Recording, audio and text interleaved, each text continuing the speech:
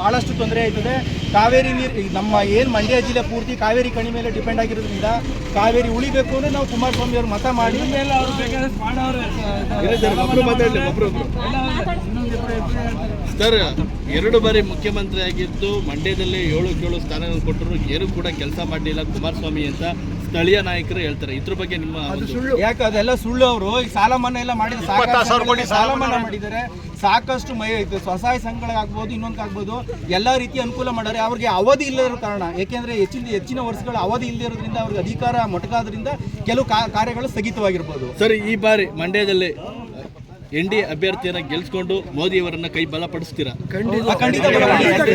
ಎಲ್ಲರೂ ಅಷ್ಟೇ, ಬಿಜೆಪಿ ಮತ್ತು JDS ಎಲ್ಲ ಕಾರ್ಯಕರ್ತರು ಆಗ್ಬೋದು, ಎಲ್ಲ ಸಮೂಹ ಆಗ್ಬೋದು, ಅದರಲ್ಲೂ ಹೆಚ್ಚಿನ ಸಂಖ್ಯೆಯಲ್ಲಿ ಅಂದರೆ ರೈತ ಸಮುದಾಯ ಅದರಲ್ಲಿ ಎದ್ದು ನಿಂತಿದೆ. ಯಾಕೆ ಅಂತಂದರೆ ಭಾಳಷ್ಟು ಅನ್ಯಾಯ ಆಗಿರೋದು ಮಂಡ್ಯ ಜಿಲ್ಲೆಯಲ್ಲೇ 96 ಅಡಿ 70 ಅಡಿ ನೀರಿದಂಥ ಸಂದರ್ಭದಲ್ಲಿ ಕಾವೇರಿ ನೀರು ಕೊಟ್ಟಿದ್ದಂಥ ಸಂದರ್ಭ ಇತ್ತು.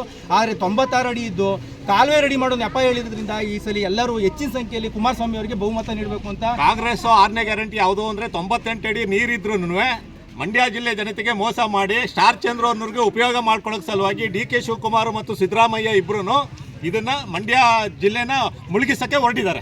ಅದರಲ್ಲಿ ಇವತ್ತೇನು ಸ್ಟಾರ್ ಚಂದ್ರ ಅವ್ರು ನಿಲ್ಸವ್ರೆ 540 ಕೋಟಿ ಏನು ಇವತ್ತು ಗ್ರಾಂಟ್ ಕೊಟ್ಟವ್ರೆ.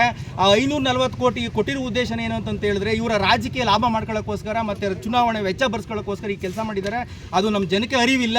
ಈ ಸಂದರ್ಭದಲ್ಲಿ ಅದರ ಅವಶ್ಯಕತೆನೂ ಇರಲಿಲ್ಲ. ಯಾಕೆ ಅಂತ ಹೇಳಿದ್ರೆ ಇವತ್ತು ಬೆಳೆಗಳಿಗಿಂತ ಹೆಚ್ಚಾಗಿ ಕುಡಿಯುವ ನೀರು ಇಲ್ಲದೇ ಜನ ಸಂಪೂರ್ಣವಾಗಿ ಸತ್ತೈತವ್ರೆ. ಅದ್ರ ಬಗ್ಗೆ ಸರ್ಕಾರ ಇದುವರೆಗೂ ಯಾವುದೇ ರೀತಿ ಗಮನ ಹರಿಸಿಲ್ಲ. ಇವತ್ತು ಪ್ರತಿ ಹಳ್ಳಿಲೂ ಸಹ ಕುಡಿ ನೀರನ್ನೇ ತಡ್ಕುವಂಥ ಪರಿಸ್ಥಿತಿ ನಿರ್ಮಾಣ ಆಗಿದೆ.